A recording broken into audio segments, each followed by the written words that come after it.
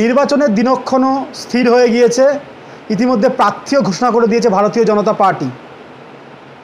আমরা এই মুহূর্তে উপস্থিত হয়েছি উত্তর কলকাতা, যে উত্তর কলকাতা পশ্চিমবাংলার একটা অন্যতম লোকসভা কেন্দ্র। আমরা এই মুহূর্তে পেয়ে গিয়েছি উত্তর কলকাতা জেলার সম্পাদক সত্যজিৎ বিশ্বাস মহাশয়কে। তার সাথে কথা বলে আমরা জেনে নেওয়ার চেষ্টা করব যে প্রার্থী নিয়ে তারা কতটা আত্মবিশ্বাসী। দাদা, প্রথমেই আপনাকে বি বাংলা টিভি নিউজে স্বাগত। আপনি এত প্রচারের মধ্যেও যে আমাদের বি বাংলাকে সময় দিয়েছেন, এর জন্য অসংখ্য ধন্যবাদ প্রথমেই আপনাকে জানাই। হ্যাঁ, আপনার কাছে প্রথম প্রশ্ন, উত্তর কলকাতার প্রার্থী হিসাবে মনোনীত হয়েছেন তাপস রায়, যার লড়াইটা কিন্তু উত্তর কলকাতা তিনি একটা ঘরের ছেলে হিসাবে পরিচিত, ভূমিপুত্র। কতটা কঠিন আপনার মনে হচ্ছে, আর আপনারা কতটা আত্মবিশ্বাসী? দেখুন, ভারতীয় জনতা পার্টি করার সুবাদে যেভাবে আমাদের সংগঠনের ঢাঁচা তৈরি করা হয়েছে, উপর থেকে একদম বুথ স্তর অবধি, বুথ লেভেলে যেভাবে সংগঠন করা হয়, বুথেও কমিটি করা হয়, তো সেই সংগঠনের সাথে তাপসদার যে নাম, তাপসদা যেদিনকে ভারতীয় জনতা পার্টি জয়েন করে, তারপর প্রার্থী হলেন, আপনারা দেখলেন। তা আমাদের জেতার আত্মবিশ্বাস ছিল, কিন্তু তাপসদা আসাতে আমাদের আত্মবিশ্বাসটা 200 হয়ে গেছে। উত্তর কলকাতা প্রতি কটা কোণাতে তাপসদার একটা পরিচিতি আছে, পুরনো পরিচিত, দীর্ঘদিন ধরে রাজনীতি করা মানুষ, প্রচুর ওনার হাতে প্রচুর কর্মী তৈরি হয়েছে। এবং তৃণমূল যেভাবে ভাঙতে শুরু করেছে, আপনি পার্টি অফিসে আসলে দেখতে পাচ্ছেন যে শয়ে শয়ে কার্যকর্তা তৃণমূল ছেড়ে বিজেপিতে জয়েন করেছেন। এমনকি সংখ্যালঘু ভাই বোনেরাও আসতে শুরু করেছেন, আজকে আপনি নিজেই দেখলেন। তা আশা করি তাপসদা নাম ঘোষণা হওয়াতে উত্তর কলকাতা ভারতীয় জনতা পার্টি প্রায় 1 লাখ ভোটে এই উত্তর কলকাতার সিট আমরা জিতব। কিন্তু এখান থেকেই প্রশ্ন আসবে, তাপস রায় যেরকম উত্তর কলকাতা লোকসভা প্রার্থীপদ পেয়েছেন, পাশাপাশি সজল ঘোষ একটা মেন শক্তি ছিল আপনাদের, তাকে তো আপনারা উপনির্বাচনে প্রার্থী করে দিলেন। তাহলে কি শক্তিকে একটু ক্ষয় হলো না? আপনার কি মনে হয়? না, শক্তি কেন ক্ষয় হবে? শক্তি তো তিনি তো নিজের নির্বাচনেই ব্যস্ত থাকবেন, তিনি তাহলে উত্তর কলকাতার নির্বাচনটা কীভাবে করবেন? হ্যাঁ, এবার সজলদা হচ্ছে রাজ্য নেতা, শুধু জেলা না, পশ্চিমবাংলার নেতা। এবং জেলার যারা পদাধিকারী আছেন তারা তো কাজ করবেন। এবং যখন নির্বাচন সারা পশ্চিমবাংলায় শেষ হতে হতে যখন কলকাতায় আসবেন, শুধু সজলদা কেন, আমরা সবাইকে পেয়ে যাব। শুভেন্দুদা থেকে শুরু করে, সুকান্তদা থেকে শুরু করে, যেই সজলদার জন্য যেটা খামতি থাকবে, সুকান্তদা, শুভেন্দুদা, দিলীপদা, সবাইকে আমরা পাবো। আশা করি সেই খামতি আমরা পূরণ অলরেডি করে ফেলবো। আপনারা যতটা মুখে বলছেন আত্মবিশ্বাসী আপনারা জিতবেন, কিন্তু পাশে সুদীপ বন্দ্যোপাধ্যায়ের মতো একজন নেতা, যিনি কলকাতা শহরে একটা মানে একটা বিরাট নেতৃত্ব দেন, এবং তিনি 9 বারের নিজের জনপ্রতিনিধি হিসেবে নিজেকে বলছেন, তাকে হারানোটা কি সম্ভব? দেখুন, তৃণমূলের সন্ত্রাস যেভাবে ওনারা করতেন, প্রতি কটা জায়গায় সন্ত্রাস, বেলেঘাটা, এন্টালি, মানিকতলা, যেভাবে সন্ত্রাসের বাতাবরণ তৈরি করে ইলেকশনটা করতেন, আজকে মানুষ বুঝতে পারছে যে তৃণমূলের সন্ত্রাস করার মতন মানুষ পাবে না। কেন? তৃণমূলের সঙ্গে কোনো মানুষ নেই, কার্যকর্তারা ভেঙে চুরমার হয়ে যাচ্ছে। কানাখুশো বলতে শোনা যাচ্ছে সুদীপদাকে। প্রার্থী তাপসদা ডিক্লেয়ার হওয়ার আগে থেকে বলেছিলেন অনেক জায়গায় যে তৃণমূলের অবস্থা খুবই খারাপ। বিভিন্ন সভাপতি, কাউন্সিলরদের বলতে শুরু করেছিলেন। এবার তৃণমূলের সংগঠন তো দুর্বল হচ্ছে, তার সাথে সাথে তৃণমূলের অবস্থা খুবই খারাপ। আর তাপসদার নাম আসাতে, কেন যেভাবে সুদীপদার সাথে কোনো কর্মী দেখা করতে পারেনি, এটা আমি জোর গলায় বলতে পারি। হয়তো কাউন্সিলর দেখা করতে পারে, আর ওই ওয়ার্ডের সভাপতি, সাধারণ কর্মী আজ পর্যন্ত সুদীপদার সাথে দেখা করতে পারেনি, এটা আমি জোর গলায় বলছি।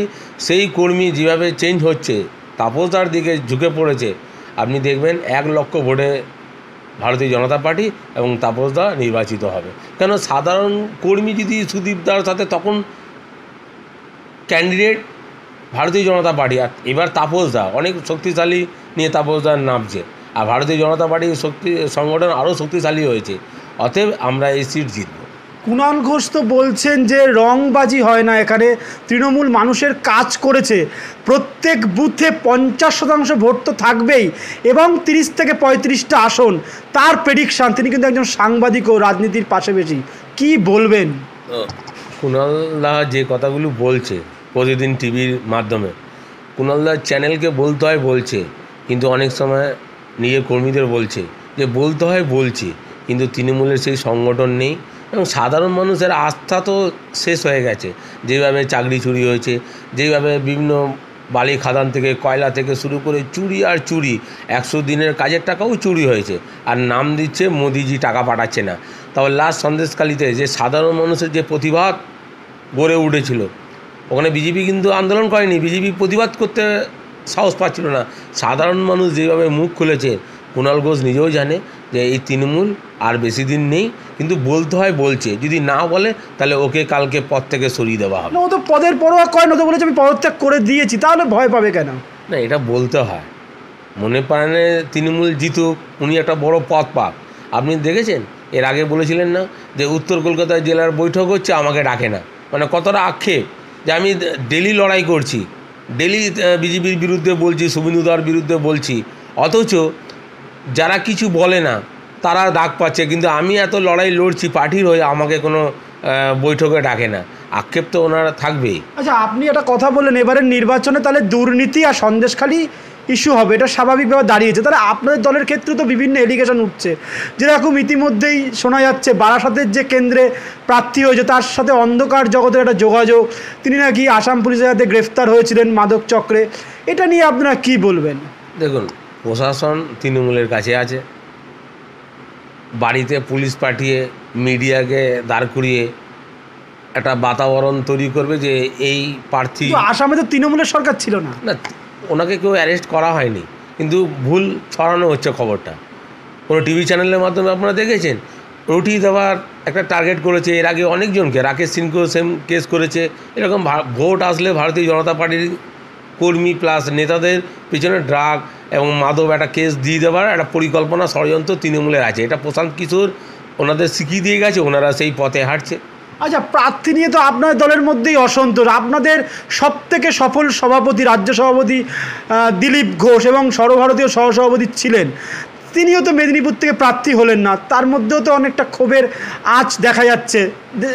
কি বলবেন?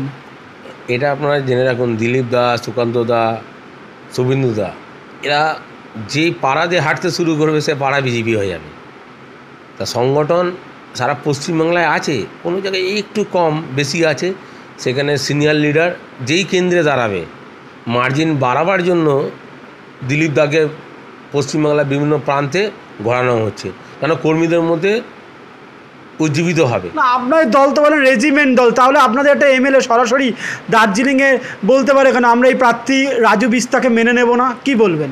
দেখুন, সংগঠনের স্বার্থে অনেক সময় মন খারাপ হয়, আবার ঠিকও হয়ে গেছে।